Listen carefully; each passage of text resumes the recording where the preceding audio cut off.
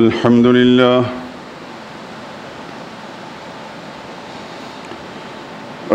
لله وحده والصلاة والسلام على من لا نبي بعده ولا رسول بعده ولا معصوم بعده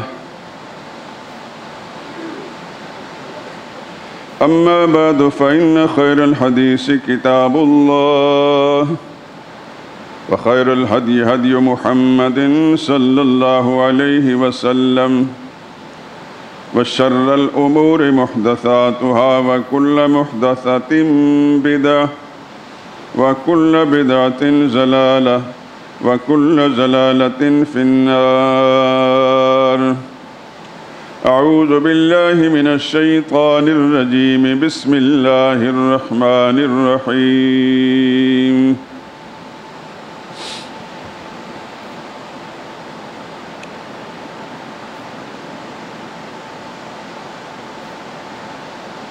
يا أيها الذين آمنوا لا تتخذوا آباءكم وإخوانكم أولياء إن استحبوا الكفر على الإيمان ومن يتولهم منكم فأولئك هم الظالمون. قل إن كان آباؤكم وأبناؤكم وإخوانكم وأزواجكم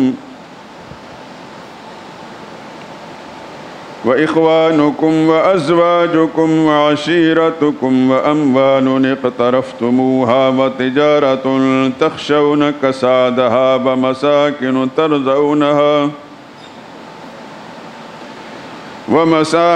ترضونها أحب إليكم من الله ورسوله وجهاد في سبيله فتربصوا حتى يأتي الله بأمره والله لا يهدي القوم الفاسقين.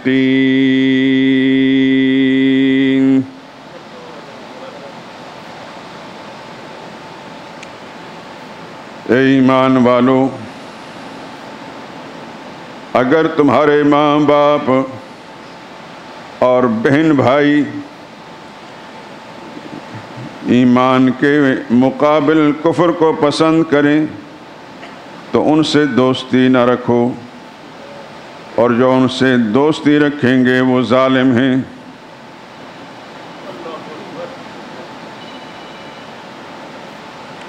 کہہ دو، اگر تمہارے باپ اور بیٹے اور بھائی اور عورتیں اور خاندان کے لوگ اور وہ مال جو تم کماتے ہو اور وہ تجارت جس کے بند ہونے سے ڈرتے ہو اور وہ مکانات جن کو تم پسند کرتے ہو، یہ سب چیزیں اللہ اور اس کے رسول سے اور اللہ کی راہ میں جہاد کرنے سے تمہیں زیادہ عزیز ہوں، تو انتظار کرو یہاں تک کہ اللہ اپنا حکم یعنی عذاب بھیجے، اور اللہ نافرمان لوگوں کو ہدایت نہیں دیا کرتا۔ سبحان ربک رب العزت عما یصفون وسلام علی المرسلین والحمد للہ رب العالمین۔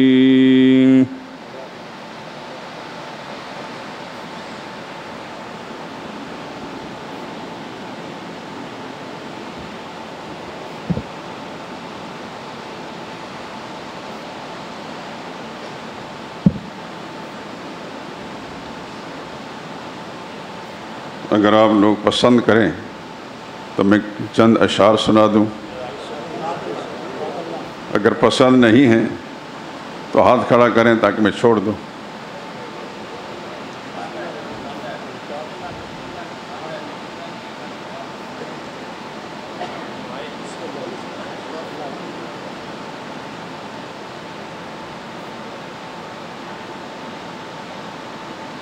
پچھلے جمعے والی حالت نہ ہو پھر۔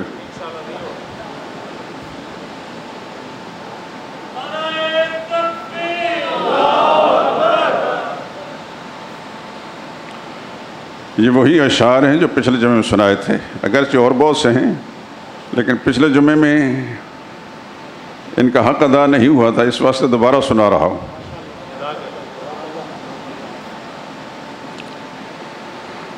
اے خدا کے آخری پیغامبر تجھ پر سلام،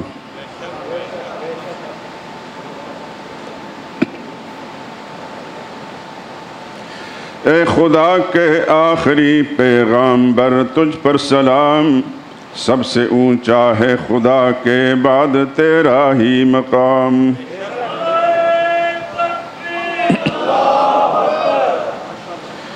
تو نے دنیا کو پڑھایا ہے سبق توحید کا، تو نے بھر بھر کے پلائے ہیں مے وحدت کے جام۔ تیری فیاضی نے ذروں کو بنایا آفتاب، بن گئے اونٹوں کے چرواہے زمانے کے امام۔ تیرے آنے سے چمن میں آ گئی تازہ بہار، تو نے دنیا سے مٹایا کفر و باطل کا نظام۔ اسود و احمر کے تو نے ختم کر ڈالی تمیز، اسود و احمر کے تو نے ختم کر ڈالی تمیز، ایک ہی صف میں بٹھائے تو نے آقا و غلام۔ تیری امت کیوں نہ پائے خیر امت کا خطاب،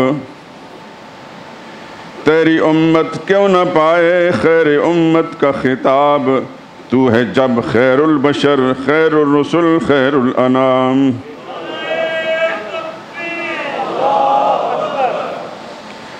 تو جہاں میں ہے خدا کا آخری پیغامبر، تو جہاں میں ہے خدا کا آخری پیغامبر، ختم ہے تجھ پر نبوت تجھ پر ہر نعمت تمام۔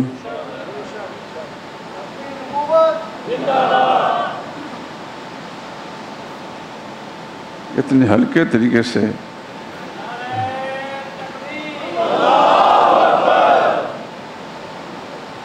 ختم نبوت کے دشمن اسی لیے تو مستعد ہیں کہ وہ سمجھتے ہیں کہ مسلمانوں کے اندر بے حسی پیدا ہو چکی اس مسئلے میں۔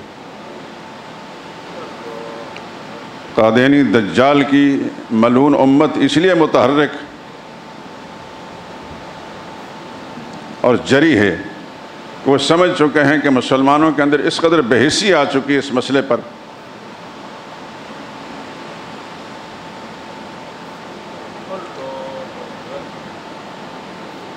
تاج و تخت ختم نبوت، تاج و تخت ختم نبوت، تاج و تخت ختم نبوت۔ جزاک اللہ۔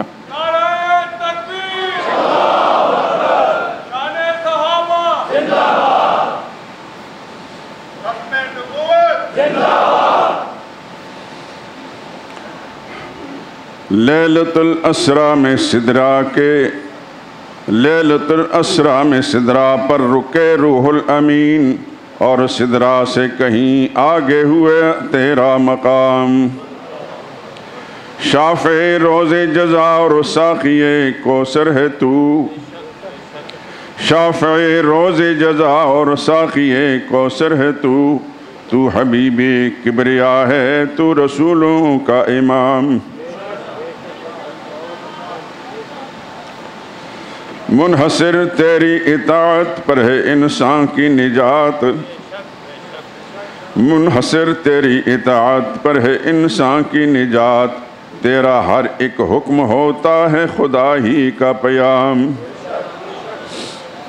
تو نے دنیا کو دکھایا ہے صراط مستقیم، تو نے دنیا کو دکھایا ہے صراط مستقیم، تو نے دنیا سے مٹائے ہیں ضلالت کے نظام۔ جب ہوا تیری نبوت کا زمانے میں ظہور، جب ہوا تیری نبوت کا زمانے میں ظہور، مٹ گیا کفر و نفاق و شرک بدعت کا نظام۔ دونوں عالم کی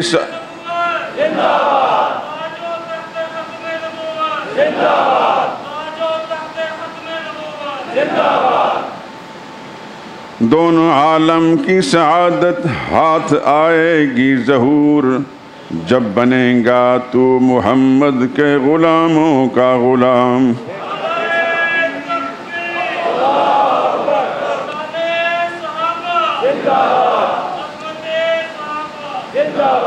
جزاکم اللہ خیر، اللہ آپ لوگوں کی جزائے خیر عطا فرمائے۔ اے خدا کے آخری پیغامبر تجھ پر سلام، اے خدا کے آخری پیغامبر تجھ پر سلام، سب سے اونچا ہے خدا کے بعد تیرا ہی مقام۔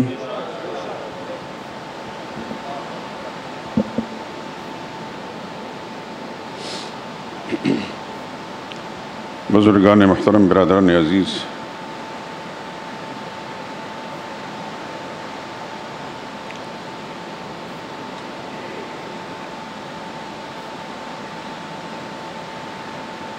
آپ حضرات کے علم میں ہے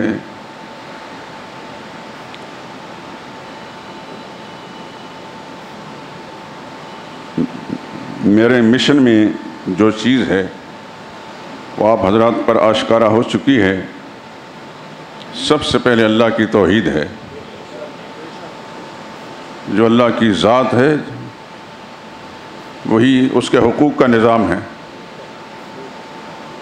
اور پھر دوسرے نمبر پر خالق کائنات سے ہٹ کر جب مخلوق کی طرف آتے ہیں پھر سب سے بڑھ کر محمد مصطفیٰ صلی اللہ علیہ وسلم کی ذات اقدس ہے صلی اللہ علیہ وسلم۔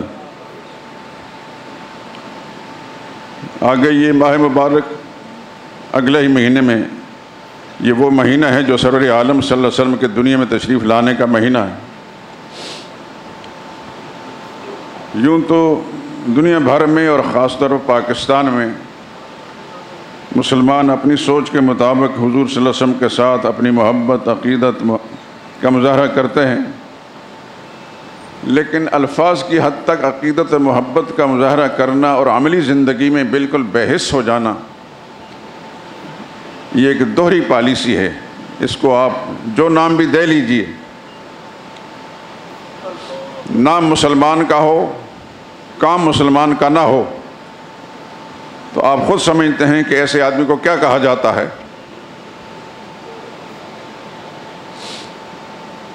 ہم تو 1500 سال کے بعد اس دنیا میں سانس لے رہے ہیں۔ آج سے 1500 سال پہلے محمد مصطفیٰ صلی اللہ علیہ وسلم کی حیات طیبہ میں، اس شہر میں جو محمد مصطفیٰ صلی اللہ علیہ وسلم کا شہر کہلاتا ہے، مدینہ الرسول میں ایک طبقہ ایسا تھا جو مسلمان کہلاتا تھا، کلمہ پڑھتا تھا، اور ہم سے زیادہ خوش نصیب تھا اس پہلو سے کہ رسول اللہ صلی اللہ علیہ وسلم کے چہرہ انور کی زیارت کرتا تھا، اور مسجد نبی میں جا کر صحابہ کی صفوں میں کھڑے ہو کر نماز پڑھتا تھا۔ بئی ہما اس کے باوجود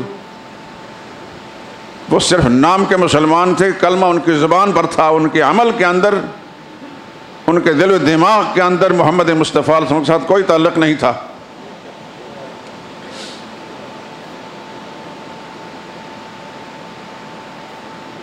تو خالق کائنات نے کیا فرمایا؟ ان المنافقین لکاذبون، منافق جھوٹے ہیں۔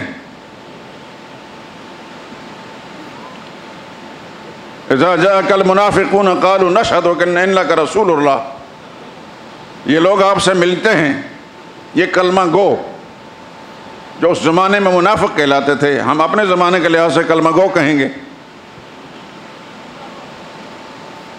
ان کا کچا چٹھا کھولنے کے لیے خدا نے سورۃ المنافقون بھی نازل فرمائی، اور دوسری صورتوں کے اندر بھی بہت کچھ بیان فرما دیا۔ اذا جاءک المنافقون قالوا نشہد انک لرسول اللہ، منافق کتنا دھوکہ باز ہوتا ہے کہ پیغمبر کا سامنے جا کر نعرہ نگاہ لگا کر نشہد، ہم گواہی دیتے ہیں، انک لرسول اللہ، یقیناً آپ اللہ کے رسول ہیں۔ جو اس انداز سے گفتگو کرے، ہماری طرح کوئی آدمی اس کی تردید کر سکتا ہے؟ لیکن اندر ان کے سینوں کے اندر جو کچھ چھپا ہوا تھا، خالق کائنات علیم بذات صدور جانتے تھے، دلوں کے بھید جاننے والے کو پتا تھا۔ اس نے اعلان کر دیا واللہ یعلم انک لرسول، میرے پیغمبر اللہ تو جانتے ہیں کہ آپ رسول ہیں، واللہ یشہد ان المنافقین لکاذبون، اللہ گواہی دیتا ہے کہ منافق جھوٹ بولتا ہے۔ میری اس گفتگو کا مقصد میرے دوستو یہ ہے، خدا نہ خواستہ ہم بھی نام کے مسلمان نہ بن جائیں۔ اس میں کوئی شک نہیں کہ ایک بڑی تعداد میں نام کے مسلمان ہمارے اس ملک کے اندر موجود ہیں، اور درجہ بدرجہ جس درجے کے اندر وہ دنیوی لحاظ سے مقام پاتے ہیں اسی درجے کے اندر وہ منافق بھی ہیں۔ لیکن یہ مت سمجھیے کہ وہ منافق ہیں تو ہمارے اڑوس پڑوس کے اندر ہماری طرح کے لوگ یہ راسخ العقیدہ مسلمان ہیں، پکے مومن ہیں، ایسی بات نہیں دوستو۔ کسی برتن کے اندر کیا کچھ ہے اس کو پرکھنے کے لیے اس برتن کو ہلایا جاتا ہے، جب وہ ہلتا ہے تو کچھ اندر سے نکلتا ہے۔ آج کے نام کے مسلمان کو تھوڑا سا ہلائیں آپ، یہ بات بڑی تلخ ہے میرے دوستو، ہو سکتا ہے آپ حضرات کو بھی ناگوار ہوں، رب کعبہ کی قسم کھا کر کہتا ہوں کسی کی ناراضگی پیش نظر نہیں، لیکن میرے سینے کے اندر میرے دل میں ایک درد ہے، اس کو آپ تک منتقل کرنا چاہتا ہوں کہ آپ بھی اس درد میں شریک ہو جائیں۔ موت میرے اور آپ کے تعاقب کے اندر ہے، ہم نہیں بتا سکتے کہ کس کی باری پہلے ہے، نہ جانے کس گلی میں زندگی کی شام ہو جائے، لیکن ایک سچ ہے، اس سچ کا سامنا کرنا ہے ہم نے آنکھیں بند ہونے کے بعد بھی۔ بہتر ہوگا کہ آنکھیں کھلی ہوں تو اس کو سچ کو سچ مان کر اس کے مطابق کام کریں۔ ہم اپنے آپ کو تنہائیوں میں بیٹھ کر ٹٹولیں، ہمارے اندر ایمان کتنا ہے، لا الہ الا اللہ محمد رسول اللہ جو ہم نے زبان سے پڑھا ہے، کیا اس کی حقیقت ہمارے دل و دماغ کے اندر ہے موجود، یا اس کی حقیقت اور اس کی سچائی ہمارے خون کے اندر شامل ہو چکی ہے، رگ و ریشہ میں پیوست ہوئی ہے؟ ہر انسان اپنے آپ کو بہتر جانتا ہے۔ ہم تو قدم قدم پہ طرح طرح کی مصلحتوں کا شکار، وہ ناراض نہ ہو جائے، وہ ناراض نہ ہو جائے، وہ ناراض نہ ہو جائے، وہ ناراض نہ ہو جائے۔ خدا ناراض ہوتا ہے تو ہوتا رہے، نبی سے تعلق کٹتا ہے تو کٹتا رہے، کس نے پوچھنا ہے؟ ہم دنیوی رشتوں، دنیوی جو معاملات ہیں ان کی خوشنودی کے طلبگار رہتے ہیں، اسی فکر میں رہتے ہیں۔ خدا نہ میرا لحاظ رکھتا ہے نہ آپ کا لحاظ رکھتا ہے، اس نے صاف لفظ میں فرمایا۔ ابھی میں آیت جو پڑھی ہے پھر دوبارہ دہراتا ہوں،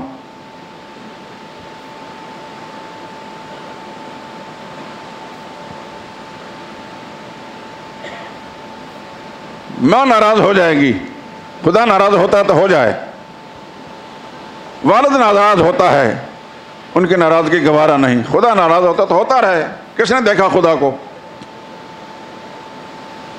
فلاں فلاں فلاں فلاں جتنے رشتے ہیں دائیں بائیں۔ میرے دوستو آج تذکرہ ہم بار بار کرتے ہیں 1500 سال پہلے کے مسلمانوں کا، وہ اندر باہر سے مسلمان تھے، ان کی رگ رگ کے اندر ایمان تھا، انہوں نے اپنے ایمان کے ساتھ سمجھوتا نہیں کیا کسی کے ساتھ۔ آپ جب غزوات کا تذکرہ پڑھتے ہیں تو غزوہ بدر کے اندر ایک طرف ایک بھائی کھڑا ہے، دوسری طرف دوسرا بھائی ہے، ایک طرف باپ کھڑا ہے، دوسری طرف بیٹا کھڑا ہے، ایک طرف بھانجا ہے، دوسری طرف ماموں کھڑا ہے۔ سیدنا صدیق اکبر رضی اللہ تعالیٰ عنہ اس کیمپ میں ہیں جو محمد مصطفیٰ صلی اللہ علیہ وسلم کا کیمپ ہے، لیکن دشمن ابو جہل کے کیمپ کے اندر ان کا بیٹا، بڑا بیٹا عبد الرحمن بن ابی بکر کھڑا ہے۔ بعد میں اللہ نے جب ایمان کی دولت سے مالا مال کیا تو کہنے لگے ابا جان بارہا آپ میری تلوار میں زد آتے آتے میں نے آپ کو اپنا باپ سمجھ کر اپنی تلوار کو کھینچ لیا۔ اس پیکر ایمان صدیق اکبر نے فرمایا خدا کی ارب رحمتیں ان پر نازل ہوں۔ انہوں نے فرمایا رب کعبہ کی قسم کھا کر کہتے ہیں میری نظر پڑی نہیں، میں ایک پل کے لیے بھی اپنی تلوار کو تم سے نہ کھینچتا۔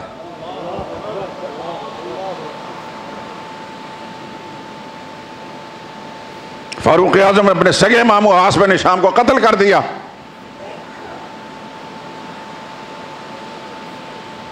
کوئی پرواہ نہیں کی.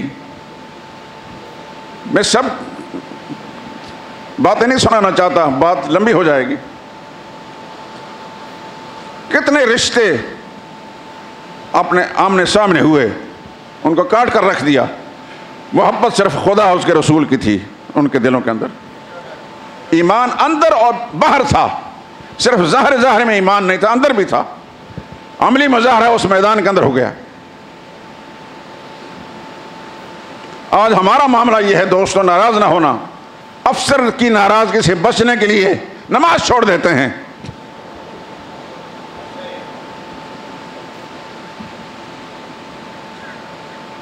ماں باپ کی ناراضگی سے بچنے کے لیے پتہ نہیں کیا کیا چھوڑ دیتے ہیں.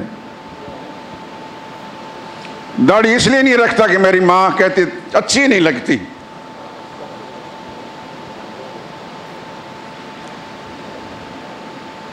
میرے پاس ایک نوجوان بڑا عرصہ ہوئے ملاقات نہیں ہو، خدا جانے ملک سے باہر چلا گیا، کہیں شفٹ ہو گیا. شام کے وقت آیا، رو رہا ہے، بٹن روڈ کا رہنے والا. اس کی خوبصورت داڑھی ہے، ہماری مجلسوں میں بیٹھنے والا. کیوں رو رہے ہو؟ کہنے لگا میں آپ سے بات پوچھنے آیا ہوں، مجھے اپنی ماں سے بے حد پیار ہے. میں نے کہا کوئی شک نہیں، ماں سے پیار ہوتا ہے. ماں کہتی ہے کہ داڑھی نہیں رکھنی، ورنہ تم سے بولوں گی نہیں. نہ ماں کو چھوڑ سکتا ہوں، نہ داڑھی کو کاٹ سکتا ہوں، کروں کیا؟ میں نے کہا یہ بتاؤ، داڑھی فیشن سمجھ کر رکھی ہے یا خدا اس کے رسول کا حکم سمجھ کر؟ کہنے لگے خدا اور رسول کا ہم سمجھ گئے. میں نے کہا ایک طرف اللہ کے پیغمبر ہیں، دوسری طرف تمہاری ماں ہے، کس کو ترجیح دو گے؟ ایک دم سر جھٹکا اس نے. کہنے لگا اب سمجھ میں آ گئی بات. خدا اس کو خوش رکھے. آپ کو یاد ہوگا ان مجلسوں کے اندر کئی دفعہ میں نے حضرت مصعب بن عمیر کا قصہ سنایا ہے. مکہ شہر کا وہ خوبصورت جوان، امیر ماں کا بیٹا، امیر زادہ، جس کے کپڑے بھی دھل کر ملک شام سے آتے تھے، اور ایک سوٹ جب پہنتا تھا دوبارہ اس نے بدن پر نہیں پہنا. اس کو مکہ شہر کا بانکا جوان کہا جاتا تھا. خوشبوؤں میں لپٹا ہوا رہتا تھا. جس گلی سے گزرتا تھا لوگ سمجھتے تھے کہ یہاں سے مصعب بن عمیر گزرا ہے. محمد مصطفیٰ صلی اللہ علیہ وسلم کے دامن سے جب وابستہ ہوا صلی اللہ علیہ وسلم ورضی اللہ تعالیٰ عنہ، ماں کو پتہ چلا، ناراض ہو گئی. مشرک ماں تھی. اللہ اکبر. یہ واقعات سنانے کے مقصد صرف محفل آرائی نہیں کہ چلو ٹائم گزر گیا. میرے دوستوں سنتے وقت بھی دل کے اندر یہ دعا مانگے، یا اللہ اس حقیقت کو میرے اندر ڈال دے.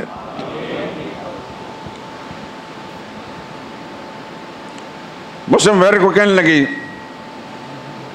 میں تم سے بات نہیں کروں گی.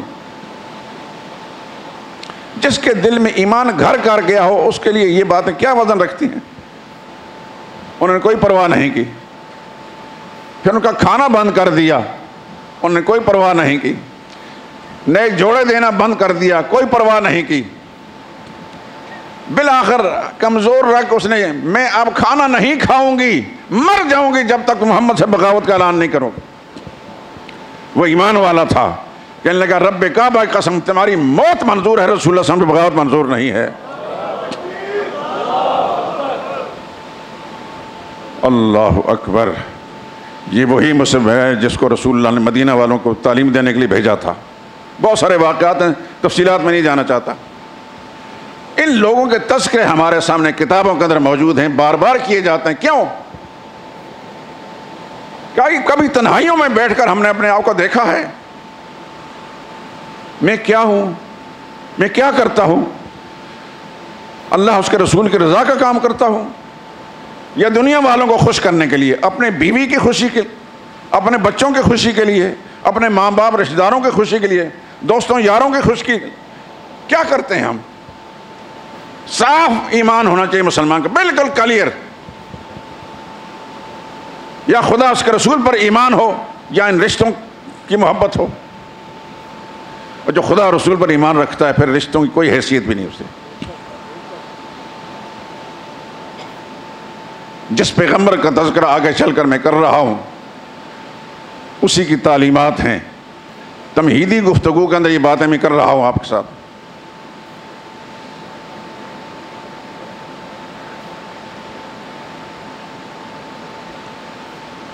اللہ اکبر. سیدنا عثمان رضی اللہ تعالیٰ عنہ کے بارے میں آپ جانتے ہیں؟ نہیں جانتے؟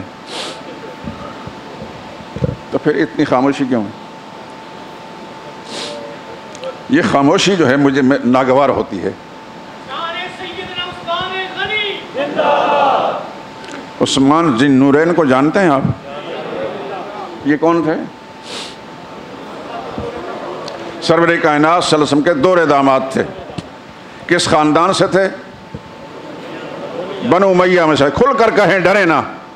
بنو امیہ میں سے تھے جس کے ساتھ تاریخ نے بڑا ظلم کیا ہے. بنو امیہ وہ خاندان ہے جس کی دینی خدمات کی کوئی مثال دنیا میں نہیں. اصحاب ثلاثہ کو، اصحاب شیخین کو ایک طرف کر کے اور بکر و عمر کو ایک طرف کر لیں، اور عثمان تو بنو امیہ میں سے تھے. پھر پوری آج تک ملت اسلامیہ کے اندر اس قسم دینی خدمات نہیں جو بنو امیہ نے کی ہیں. لیکن کفر اور کفر کی طاقتوں نے اس طرح بلیک آؤٹ کیا ہے ان کے کرداروں کا کہ آج کا مسلمان جو ہے ان کے مسلمان کہلاتا ہے، رسول اللہ پر کلمہ پڑھتا ہے، لیکن ان کے ساتھ بغض رکھتا ہے. میں انہی مجالس کے اندر بار بار دہرا چکا ہوں، پھر کہتا ہوں میرے دوستو، یہ جتنی چیزیں بھی ہیں آپ کو اس تاریخ سے ملتی ہیں، اس تاریخ کی کتاب کو آگ میں ڈال دیں، ردی کی ٹوکری میں پھینک دیں، پاؤں سے رود ڈالیں. اللہ کے قرآن کو نہ چھوڑیں، نبی کے فرمان کو مت چھوڑیں. صحابہ تاریخی لوگ نہیں، یہ قرآنی لوگ ہیں. سیدنا عثمان ذی النورین رضی اللہ تعالیٰ عنہ دور داماد. یہ امت کا متفقہ فیصلہ آدم کی اولاد میں قیامت تک کوئی انسان ایسا نہیں پیدا ہوگا جس کی زوجیت میں کسی پیغمبر کی 2 بیٹیاں ہوں.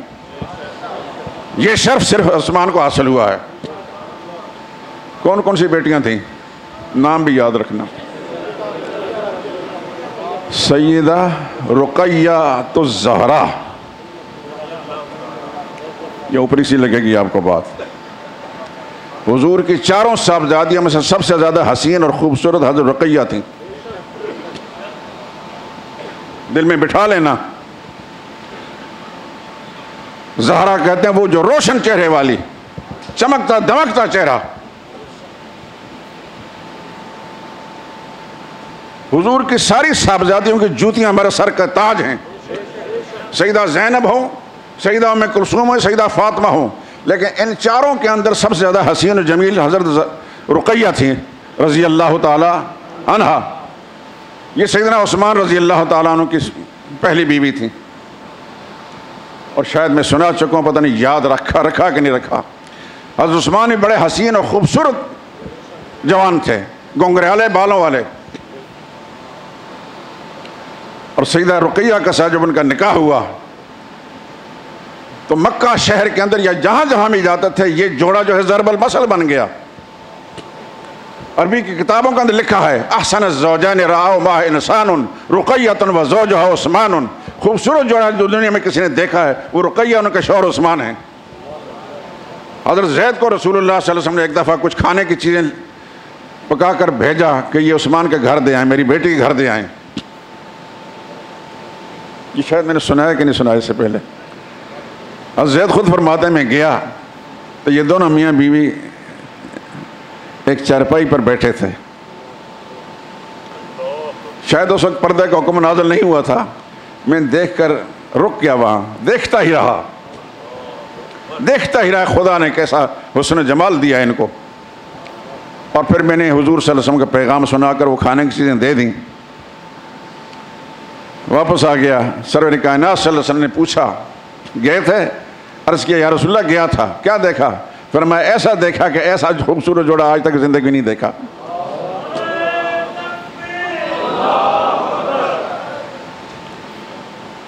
ایک بات اور کہتا ہوں، لیکن ہاتھ جوڑ کر کہتا ہوں، دور بیٹھا ہوں، اگر کس پاؤں پکڑنا ہو تو پاؤں میں پکڑ لوں. آپ حضرات کے میرے لیے دعا کریں. میں کچھ لکھ رہا ہوں، میں اس کو مکمل کر لوں. طبیعت کی ناسازی کی وجہ سے بار بار کام رکتا ہے اور اتنا پریشان رہتا ہوں یا اللہ مر جاؤں گا میں، یہ کام رک جائے گا۔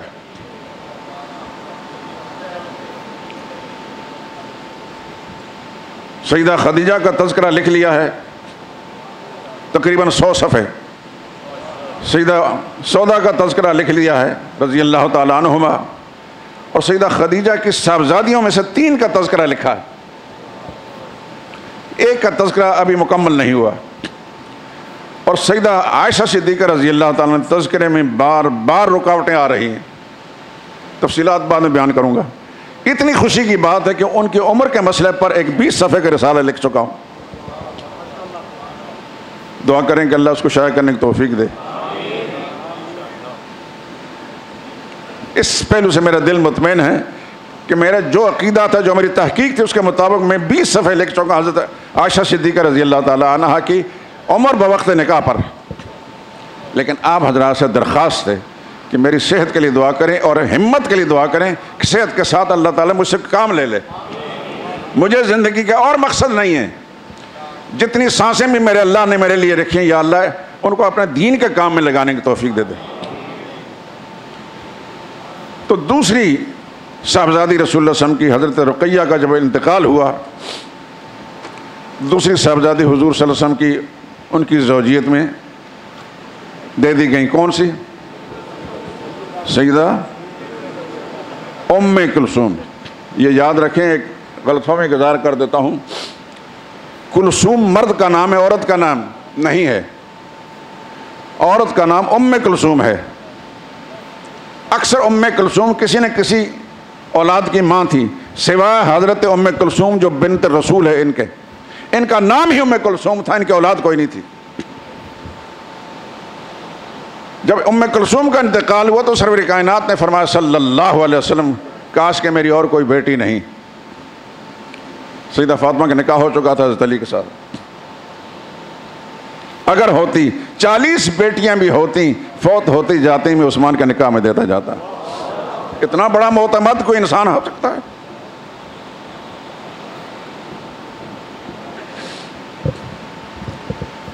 یہ بتائیں کہ حضور صلی اللہ علیہ وسلم کے بڑے داماد کون تھے؟ بات سے بات نکلتی ہے تو میں آپ حضرات کے ذہنوں کے اندر بٹھانے کے لیے کام کر رہا ہوں۔ حضرت قاسم جو مشہور ہیں ابو العاص بن ربیع سے، آپ خطبے کے اندر جب میں پڑھتا ہوں خطبہ عربی کا تو اس میں قاسم نام آتا ہے۔ یہ بڑے داماد کس خاندان کے تھے؟ بولیں، جانتے ہیں بنو امیہ کون ہے؟ تاریخ کا وہ مظلوم ترین خاندان جس کو بھونکنے والے شروع سے بھونکتے بھونکتے آج تک بھونک رہے ہیں، پاکستان کی گلی کوچوں میں، بازاروں کے اندر اور باڑوں میں۔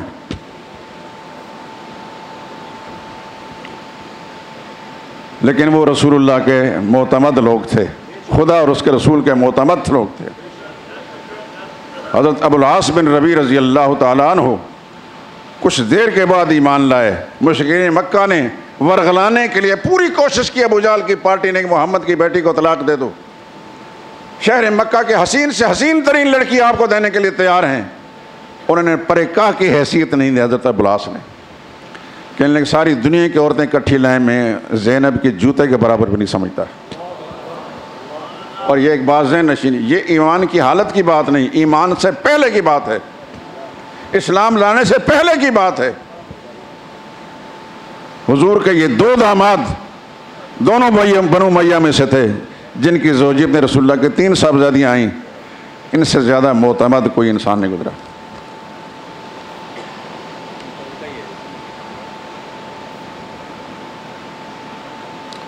یہ تنہائیوں کے اندر بیٹھ کر پوچھا کریں، یہ بیانات کے اندر نہیں ہوتا اس سے سوال ہے، تنہائیوں میں بیٹھ کر پوچھا کریں۔ یہ کس نے لکھا ہے؟ چلو اللہ جزائے خیر دے، جس ساتھی نے کی ہے وہ طلب ہے اس کے اندر، اللہ تعالیٰ اس کی طلب کا مکمل کر دے۔ لیکن یہ فرصت کی باتیں ہیں، یہ مختصر سا وقت ہوتا ہے، اس میں سب کے حقوق میرے ساتھ ہیں۔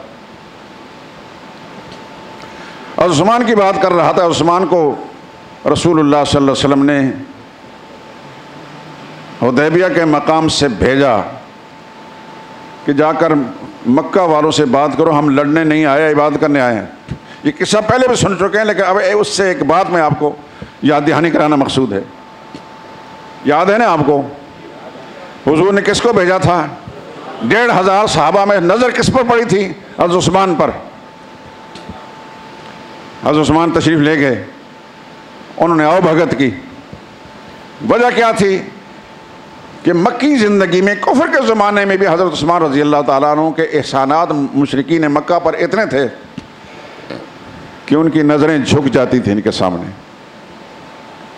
اس لیے رسول اللہ نے اس خیال کی بنا پر ان کی بات کو مانیں گے۔ یہ تشریف لے گئے، ان نے حضور کا پیغام پہنچایا۔ انہوں نے کہا آپ چاہیں تو عمرہ کر سکتے ہیں، آپ چاہیں تو عمرہ کر سکتے ہیں، لیکن ہم نے محمد کو اور باقی ساتھیوں کو نہیں چھوڑنا۔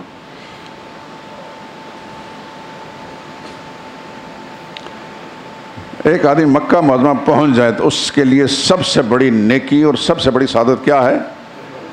بیت اللہ کا طواف اور صفا مروہ کی سعی۔ احرام بندھا ہوا ہے، انہوں نے آفر دے دی کہ آپ چاہیں تو طواف کر سکتے ہیں، عمرہ کر سکتے ہیں۔ سیدنا عثمان نے کیا جواب دیا تھا؟ اس وقت حضور دیکھ رہے تھے، اگر وہ کرتے تو حضور تو دیکھ نہیں رہے تھے، چلو ایک نیکی مل رہی ہے، سعادت مل رہی، کر لوں۔ عثمان نے فرمایا جس نے بیت اللہ کی عظمت کا سبق پڑھایا ہے اس کے بغیر بیت اللہ میں داخل نہیں ہو سکتا میں۔ اتنا بڑا معتمد انسان بھی کوئی ہو سکتا ہے؟ یہ ہیں رسول اللہ کے وفادار، جس نے نبی کا کلمہ پڑھا ہے پھر اس کے رگ رگ کے اندر، خون کے ہر قطرے کے اندر شامل ہو گئی، پھر اس نے دوسری لائن پر نہیں سوچا۔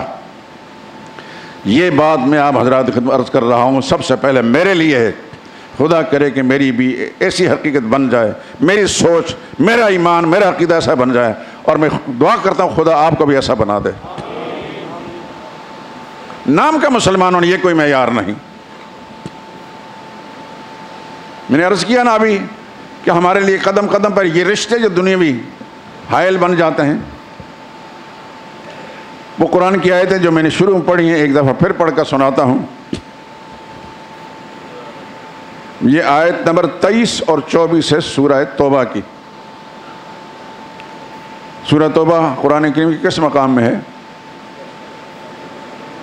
10ویں پارے میں۔ روزانہ تلاوت کرتے ہیں آپ حضرات؟ ہاتھ کھڑا کریں، کیونکہ یہ بھی میری ایک کوشش ہے کہ آپ حضرات قرآن کریم تلاوت کریں۔ اللہ آپ کو جزائے خیر عطا فرمائے۔ جس دوست نے نہیں پڑھا ہوا قرآن، اس سے ہاتھ جوڑ کر کہتا ہوں کہ کسی بھی قاری صاحب کے پاس جا کر اپنا وقت، قیمتی وقت جو ہے، یہی قیمتی وقت ہے جو آپ کو قبر میں اور محشر کے میدان میں کام آئے گا، اسے جا کر قرآن کریم سیکھ لیں۔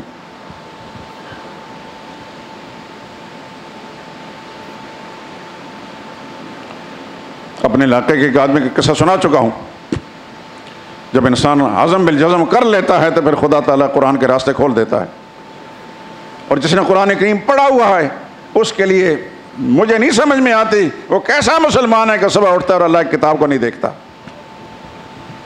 ایک رکوع پڑھیں، ایک رکوع قرآن ہے کہ نہیں؟ ایک رکوع کی مداومت کرنے سے اللہ تعالیٰ 2 رکوع پڑھنے کی توفیق دیں گے، پھر 4 ہو جائیں گے، پھر 5 ہو جائیں گے، پھر نصف پارہ ہو جائے گا، پھر پارہ ہو جائے گا، پھر زیادہ ہوگا۔ کر کے تو دیکھیں۔ ابلیس میرے اور آپ کے ساتھ سایہ بن کر ساتھ ساتھ چل رہا ہے، وسوسے دیتا ہے، رکاوٹیں ڈالتا ہے، یہ ہو جائے گا، وہ ہو جائے گا، یہ کر لوں، وہ کر لوں۔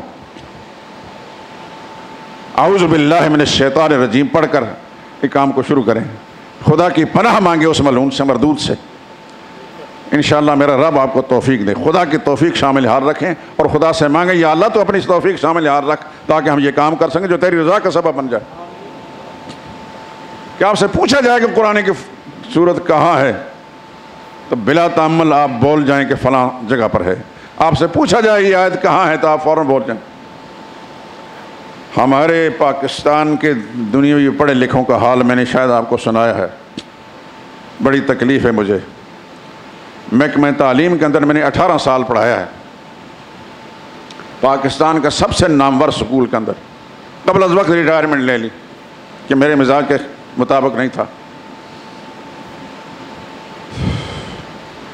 ایک دفعہ 27ویں رمضان کو اس مسجد کے اندر، جس کا مجھے پرنسپل نے صدر بنایا تھا وہاں کے سارے دینی امور کا، ختم قرآن تھا۔ جنزیا مرحوم کے بھانجے عبدالرؤف وہاں قرآن کریم سنایا کرتے تھے۔ محکمہ تعلیم کے بڑے بڑے افسر آئے اور چیف جسٹس سابق جسٹس نسیم حسن شاہ صاحب مرحوم بھی تھے۔ ان کو اس لیے بلایا کہ وہ بھی وہیں کے پڑے ہوئے۔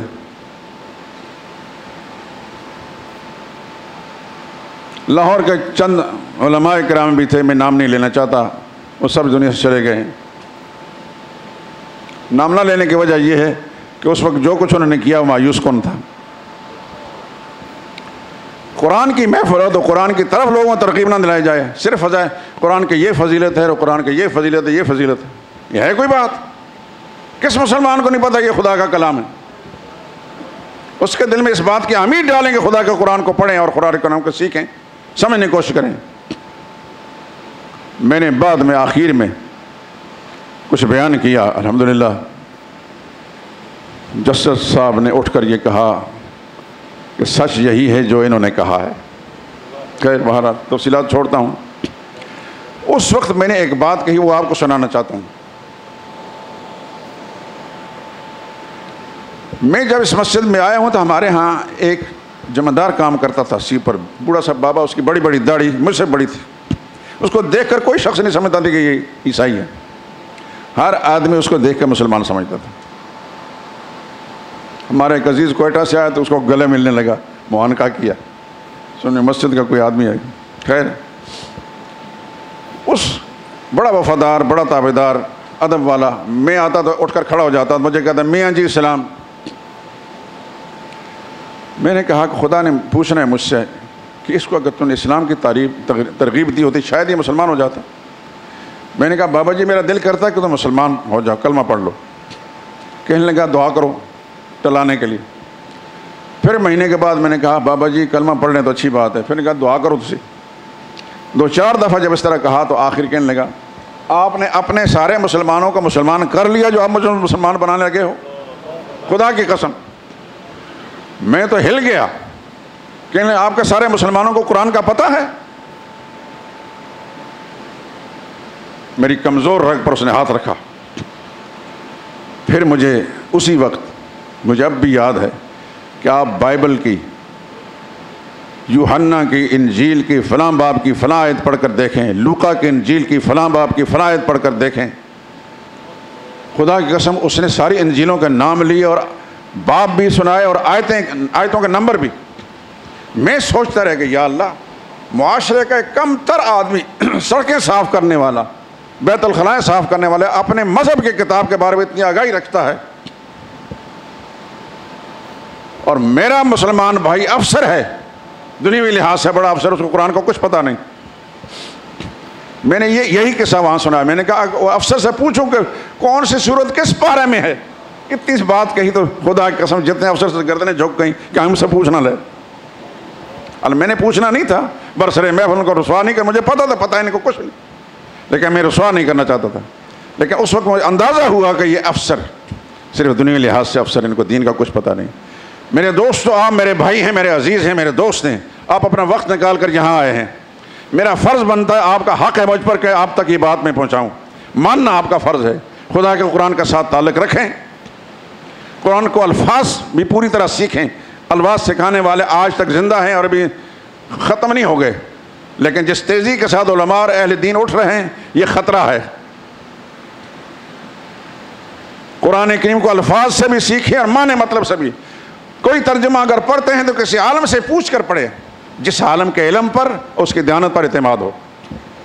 یہ 2 باتیں میری یاد رکھنا، جس عالم کے علم پر اعتماد ہو کہ یہ پڑھا لکھا ہے، جاہل نہیں، اس کی دیانت پر اعتماد ہو کہ یہ سچ بات کہے گا، اس سے پوچھ کر ترجمہ پڑھیں، انشاءاللہ سمجھ میں آئے گی بات، زندگی کا نقشہ بدل جائے گا۔ خدا کے لیے میں ہاتھ جوڑتا ہوں کہ قرآن حکیم کے ساتھ اپنا تعلق رکھیں۔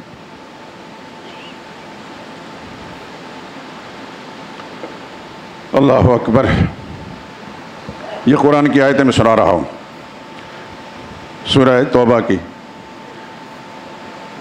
کس پارے میں ہے؟ 10ویں پارے میں. جزاکم اللہ خیر. یا ایھا الذین آمنوا، یہ سب مجھے اور آپ کو اور ہمارے طرح کے لوگوں کو مخاطب کر. ایمان والو، ایمان کے دعوے دارو، لا تتخذوا آباءکم و اخوانکم اولیاء، اپنے باپ دادوں کو، اپنے بھائی بندوں کو دوست مت بناؤ اگر وہ کفر کو ایمان کے مقابلے میں ترجیح دیتے ہیں. اگر ایمان کے بدلے میں کفر کو ترجیح دیتے تو ان کے ساتھ کوئی دوستی تعلق نہ رکھو. یہ کس نے اعلان کیا ہے؟ یہ مسجد شہداء کا امام نہیں ہے، خدا کا قرآن ہے. وَمَن يَتَوَلَّهُم مِّنكُمْ، یہ پیغام سن لینے کے بعد بھی اگر ان کے ساتھ دوستی رکھو گے، فَأُولَٰئِكَ هُمُ الظَّالِمُونَ، ایسے لوگ ظالم ہیں. پھر تفصیل کر قُلْ إِن كَانَ آبَاؤُكُمْ وَأَبْنَاؤُكُمْ وَإِخْوَانُكُمْ وَأَزْوَاجُكُمْ وَعَشِيرَتُكُمْ، میرے پیغمبر ان کو کہہ دیں اگر تمہارے باپ دادے، تمہارے بیٹے، تمہاری اولادیں، تمہارے بھائی بہن اور تمہاری بیویاں اور تمہارے خاندان کے لوگ، یہ کتنے رشتے ہوئے؟ 5. تمہارے باپ، تمہارے بیٹے، تمہارے بھائی، تمہاری بیویاں، تمہارے خاندان کے لوگ، یہ دنیا میں انسانی رشتے ہوئے. پھر آگے فرمایا وَأَمْوَالٌ اقْتَرَفْتُمُوهَا، وہ مال جو تم کماتے ہو، وَتِجَارَةٌ تَخْشَوْنَ كَسَادَهَا، وہ تجارت جس کی کساد بازاری سے، جس کی مندی سے تم ڈرتے ہو کہیں خراب نہ ہو جائے، خسارہ نہ ہو جائے.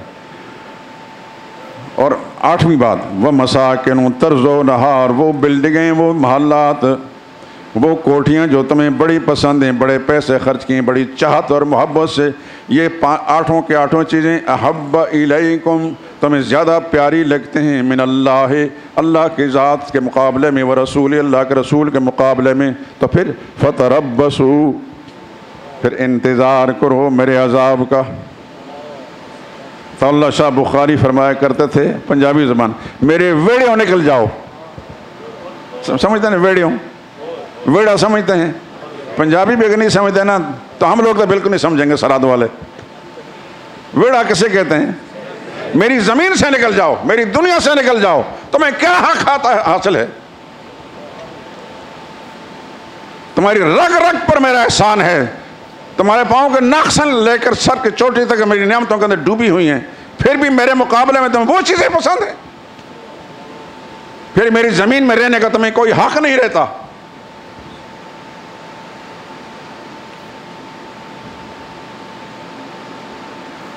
ہمارا کیا کام ہے؟ دنیاوی کام کو، دنیاوی کاروبار کو، دنیاوی تجارت کو، ملازمت کو برائے ضرورت، اس جملے پر غور فرمائیں، پڑھے لکھے لوگ ہیں. دنیاوی کاروبار، دنیاوی ملازمت، دنیاوی چیزیں برائے ضرورت ہیں، اور دین ہمارا مقصد ہے. مقصد اور ضرورت کا فرق سمجھ کر دنیاوی زندگی گزاریں. دین ہمارا مقصد ہے، قرآن ہمارا مقصد ہے، نبی کا فرمان ہمارا مقصد ہے. اس مقصد کو اگر ہم نے حاصل کر لیا، اس کے ساتھ وفادار رہے، تو یہ موت کی ہچکی لگنے وقت بھی یہ مقصد ہمیں کام دے گا، قبر کے تنہائیوں کے اندر بھی ہمیں کام دے گا، محشر کے میدان میں رسوائیوں سے بھی یہ بچائے گا. یہ بتائیں کہ کسی آدمی کے کفن میں جیب دیکھا ہے؟ جو بڑا مالدار فوت ہو جاتا ہے تو بہت بڑے ڈالر کرنسی کے بڑی بڑی گھڑیاں اس کے کفن کے اندر رکھ دی گئی ہوں. جیسے خالی آیا ہے ویسا خالی گیا. وَلَقَدْ جِئْتُمُونَا فُرَادَىٰ كَمَا خَلَقْنَاكُمْ أَوَّلَ مَرَّةٍ، پہلی مرتبہ جمیں جس طرح تمہارے جسم پہ کوئی تن پر کپڑا نہیں تھا، ہم نے دنیا میں بھیجا ہے، واپس بھی اسی طریقے سے آؤ گے. نہ کوٹھی ساتھ چلتی ہے، نہ بنگلہ ساتھ چلتا ہے، نہ کرنسی ساتھ چلتی ہے، نہ کار ساتھ چلتی ہے. ساتھ رشتہ داروں کے کچھ لوگ، محلے داروں کے دوست یار کچھ چلتے ہیں، وہ بھی قبر کی دہلیز تک چلتے ہیں، پھر وہاں حوالے کر کے مٹی ڈال کر سب اپنے اپنے کام میں مصروف ہو جاتے ہیں. پھر یہ انسان ہے، یہ خدا کا معاملہ ہے.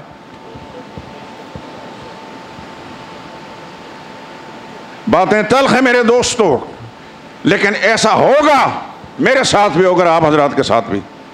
اپنی اپنی باری کا انتظار ہم کر رہے ہیں، لائن میں لگے ہوئے ہیں۔ دنیوی کاروبار کریں، خدا برکتیں دے، خدا خساروں سے محفوظ فرمائے، خدا رزق کے حلال میں برکت عطا فرمائے، لیکن اس کو مقصد نہ سمجھیں۔ اگر میری بات یاد رہے تو یہ کہیں گے مسجد شہداء کا ایک درویش امام یہ بات کہہ رہا تھا کہ یہ دنیا میں کاروبار اور دنیا میں ملازمت، دنیا کا پیسہ یہ مقصد نہیں ہے، یہ صرف ضرورت ہے۔ مقصد کیا ہے؟ خدا کے احکام ہیں، جس رنگ میں بھی ہوں، خدا کا قرآن ہے، جس شکل کے اندر بھی ہو، معنی بھی ہے، اس کا مطلب بھی ہے، الفاظ بھی ہیں۔ مقصد کیا ہے؟ محمد مصطفیٰ صلی اللہ علیہ وسلم کی تعلیمات ہیں۔ صحابہ نے مقصد اور ضرورت کا فرق سمجھا تھا۔ ابوبکر صدیق کی کئی دکانیں تھیں کپڑے کی، سب کچھ قربان کر دیا، سب کچھ قربان کر دیا۔ کیا ابوبکر صدیق کا وہ ایمان آپ نے نہیں سنا کہ بوڑھے باپ جو 100 سال سے زیادہ عمر کا آدمی تھا، ایک دفعہ حضور کی شان میں گستاخانہ جملہ نکلے، اس زور سے مارا کہ زمین پر گر پڑے۔ حضور کو اطلاع ملی، حضور نے فرمایا آئندہ ایسا نہ کرنا، ان کی ہدایت کے لیے دعائیں مانگیں۔ ہدایت کے لیے دعائیں مانگی ہوں گی کہ نہیں مانگی ہوں گی؟ کس گہرائی سے مانگی؟ بالآخر اللہ پاک نے ان کو ہدایت سے نواز دیا۔ ان کے والد کا نام کیا تھا؟ عثمان۔ عثمان نام تھا، ابو قحافہ کے نام سے مشہور تھے۔ ابوبکر صدیق کو یہ شرف حاصل ہے کہ ان کی 4 پشتیں مسلمان ہیں، باپ بھی مسلمان، خود بھی مسلمان، بیٹے بھی مسلمان، پوتے بھی مسلمان۔ صحابہ میں یہ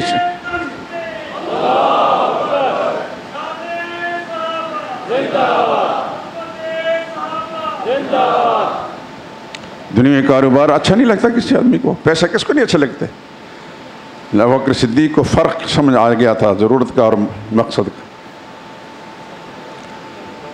دنیا برائے ضرورت ہے۔ اس کی اور مثال دے دیتا ہوں، سمجھ میں آ جائے گی۔ آپ کوٹھیاں بناتے ہیں، گھر بناتے ہیں، اچھے گھر بناتے ہیں، خدا سب کو اچھے گھر بنانے کی، رہنے کی سکون کے ساتھ عافیت کا نصیب فرمائے۔ گھر کے اندر کچن بھی بنتا ہے کھانا پکانے کے لیے، گھر میں ایک ڈرائنگ روم ہوتا ہے، خود بیٹھے مہمانوں کو بٹھائیں، گھر میں ایک بیڈ روم ہوتا ہے سونے کے لیے، اور گھر میں ایک باتھ روم بھی ہوتا ہے۔ یہ سارے روم ہیں، اور امیر لوگ، پیسے والے لوگ باتھ روم پر بڑا پیسہ خرچ کرتے ہیں کہ نہیں کرتے؟ چپ ہو جاؤ، اگر آپ نہیں کرتے تو اچھی بات ہے، لیکن امیر لوگ کرتے ہیں۔ چند لمحوں کے لیے اس نے جانا ہوتا ہے لیکن بڑا پیسہ خرچ کرتے ہیں۔ بیڈ روم میں اتنا خرچ نہیں، باتھ روم میں اتنا خرچ ہے۔ یہ بتائیں کہ کوئی آدمی باتھ روم میں جا کر بیڈ ڈال کر سوتا ہے؟ اس مکان کے اندر، اس بلڈنگ میں، اس کوٹھی کے اندر مقصد جو ہے اس کا بیڈ روم ہے یا ڈرائنگ روم ہے؟ وہ باتھ روم اس کا مقصد نہیں، وہ ضرورت ہے۔ ضرورت برائے ضرورت ہے، جب ضرورت پوری ہوتی واپس آ جاتا ہے۔ آئی بات سمجھ کے نہیں آئی؟ دنیا کو اپنا مقصد نہ سمجھیں دوستو، دنیا مقصد نہیں۔ ہم سے پہلے کتنے گزر گئے، بعد میں گزرے کتنے، پتہ نہیں کسی کو سمجھ میں آئی نہیں آئی۔ خدا کرے ہمیں سمجھ میں آ جائے۔ دنیا کو، کاروبار کو، نوکری ملازمت کو، پیسے کو، یہ جو کچھ بھی ہے وہ ہماری ضرورت ہے۔ جسم کپڑے مانگتا ہے، ننگا ہونا پسند نہیں کرتے، اس کے لیے کپڑے کا انتظام کریں گے۔ روٹی مانگتا ہے، روٹی کا انتظام کریں گے۔ بیمار ہوتے ہیں، علاج معالجے کا انتظام کریں گے، وغیرہ ذالک۔ لیکن یہ ساری کی ساری چیزیں ہمارا مقصد نہیں، یہ صرف ضرورتیں ہیں۔ ضرورت برائے ضرورت ہو، اور مقصد اصل مقصد ہے۔ آپ سمجھتے ہیں اچھی طرح، اپنے گھروں کے اندر بھی اپنے جائزہ لے لیا ہوگا، اپنے بڑوں کو بھی دیکھ لیا ہوگا۔ سارے بڑے سب کچھ چھوڑ کر چلے گئے، اور یہ سمجھیں کہ جس طرح ہمارے بڑے چھوڑ کر چلے گئے ہم نے بھی چھوڑ کر چلے جانا ہے۔ یہ بات سمجھائیں اپنی اولادوں کو بھی، جس طرح ہمارے بڑے چلے گئے ہم نے بھی جانا ہے، تم نے بھی جانا ہے۔ اگر اس دنیا میں لو کان فی الدنیا تدوم لواحد لکان رسول اللہ فیہا مخلدا، اس دنیا میں سدا کسی نے باقی رہنا ہوتا تو سرور کائنات صلی اللہ علیہ وسلم آج ہمارے سامنے ہوتے، ہم ان کی زیارت کرتے، ہم بھی صحابیت کا شرف حاصل کرتے۔ دنیا میں جو آیا جانے ہی کے لیے آیا، رہنے کے لیے نہیں آیا۔ باقی رہنے والی ذات صرف اللہ کی ہے۔ کل من علیہا فان ویبقی وجہ ربک ذی الجلال والاکرام۔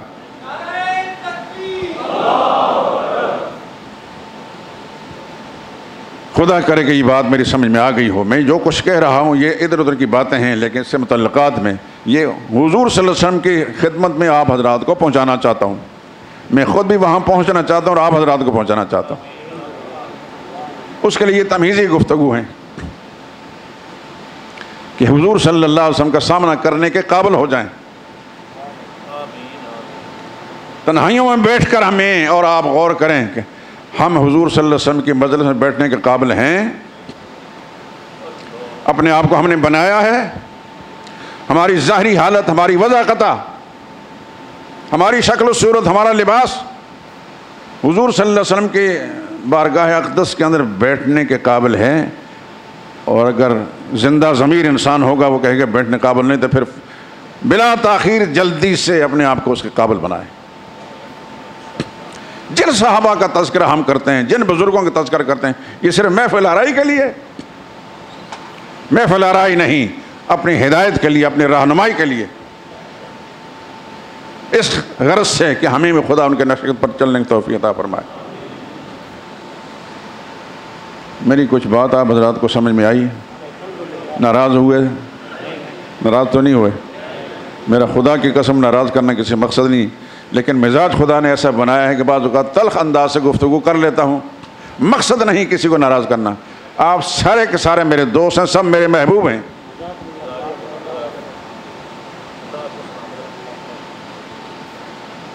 لیکن یہ ایک حقیقت ہے کہ ایک نہ ایک وقت ہم نے ایک دوسرے کو چھوڑ دینا ہے۔ موت ہمارے تعاقب کے اندر ہے۔